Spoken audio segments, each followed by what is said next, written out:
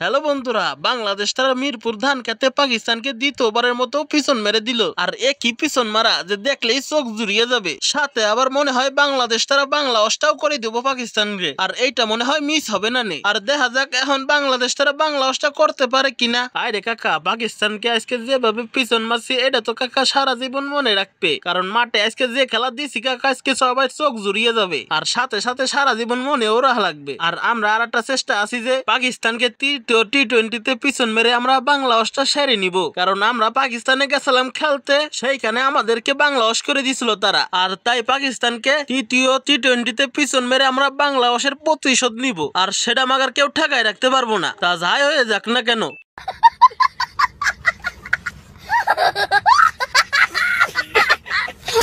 আরে বেটারা, আজকের ম্যাচটা তো বেটা তোকে যেতে অনেক কষ্ট হয়েছে রে বেটা। আর একটু হইলেই তো তোদেরকে পিছন মেরে দিতাম বেটা। শুধু সামান্য লেগে তোরা একটু বাইসে গেছিস রে বেটা। যদি ফাইমার সাহেব যদি না উঠাইতো রে বেটা, না হলে তোদের বিজি কান্দে উঠাই লাইতাম রে বেটা। শুধু পোলাটা আউট হয়ে গেছে এর লেগে তোরা বাইসে গেছিস রে বেটা। আর সেই কারণে বেটা তোরা ম্যাচটা জিততে পারছিস, নইলে আমাদের কাছে তোরা পিছন মারা খাইতি রে বেটা। আর সেটা কেউ ঠেকায় রাখতে পারতো না।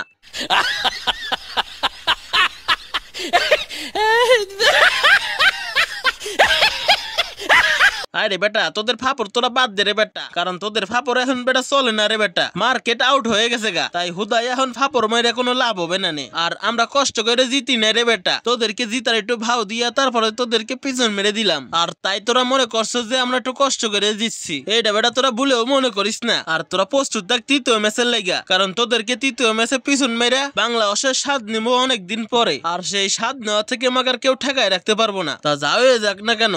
ओ भाई मारो मुझे, मारो मारो मुझे, मारो मारो नहीं, ये मजाक हो रहा है। एक सेकंड यार, मजाक हो रहा है। হাই রে দাদরা, আমাদেরকে পিছন মেরা তোমরা বাংলা অস করবা, এটা তো দাদু জীবনেও মাইনে নিতাম না। কারণ লাস্টের ম্যাচটা দাদু আমরাই জিতমু। আর তোমরা এই আশা করো না যে লাস্টের ম্যাচে তোমরাই জিতবা। লাস্টের ম্যাচটা দাদা আমাদের নামেই লেখা আছে যে আমরাই জিতমু। আর ওই ম্যাচে দাদু তোমাদের আগে ব্যাট করতে দিমু। আর আগে ব্যাট করতে দিয়ে তোমাদেরকে 100 রানের মধ্যেই তোমাদেরকে প্যাকেট করে দিমু। আর সেই প্যাকেট করা থেকে মাগার কেউ ঠেকায় রাখতে পারবো না। তা তোমরা যে প্ল্যানই করো না কেন, আর আমি আশা করি যে লাস্টের ম্যাচে দাদু তোমরা আমাদের কাছেই পিছন মারা খাবা, তা কেউ ঠেকায় রাখতে পারবো না।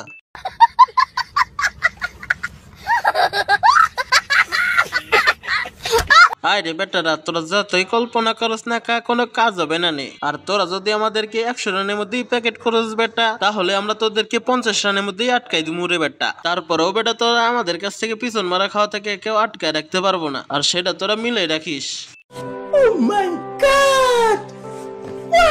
আরে দাদরা, তোমাদেরকে আমরা কি করতে পারি কি না পারি এটা তো পরের ম্যাচেই তোমাদেরকে আমরা প্র্যাকটিক্যাল হিসেবেই দেখাই দেবো মানে। তাই হুদাই তোমরা কোনো টেনশন করো না। আর বেশি টেনশন করলে পরে তোমরা অসুস্থ হয়ে পড়বা। আর অসুস্থ হয়ে যাওয়ার পরে তোমরা ম্যাচ হেরে গেলে কবা যে আমরা অসুস্থ লেগে ম্যাচ হেরে গেছি, এইটা কইলে কিন্তু হইতো না দাদরা। আর তাই তোমরা বেশি হুদাই টেনশন করো না, পরের ম্যাচের লেগে প্রস্তুতি লেও দাদরা। তোমাদের টুনটুনি আমরা ঘাড়ে উঠামু। আর সেই টুনটুনি ঘাড়ে উঠানো থেকে আমাকে কেউ ঠেকায় রাখতে পারবো না, তা যাই হয়ে যাক না কেন।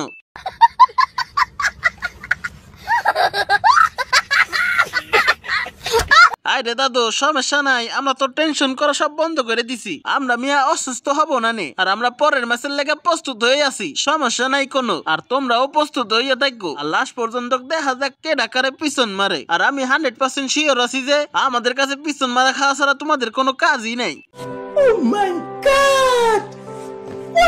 তো সুপ্রিয় দর্শক, ভিডিওটা আজ এই পর্যন্ত। কি যদি ভালো লেগে থাকে তাহলে লাইক করুন, কমেন্ট করুন। পরবর্তীতে আরো মজার মজার ডাবিং ভিডিও পেতে চ্যানেলটিকে সাবস্ক্রাইব করে রাখুন। তো আজকের ভিডিও এই পর্যন্ত। কি আল্লাহ হাফেজ।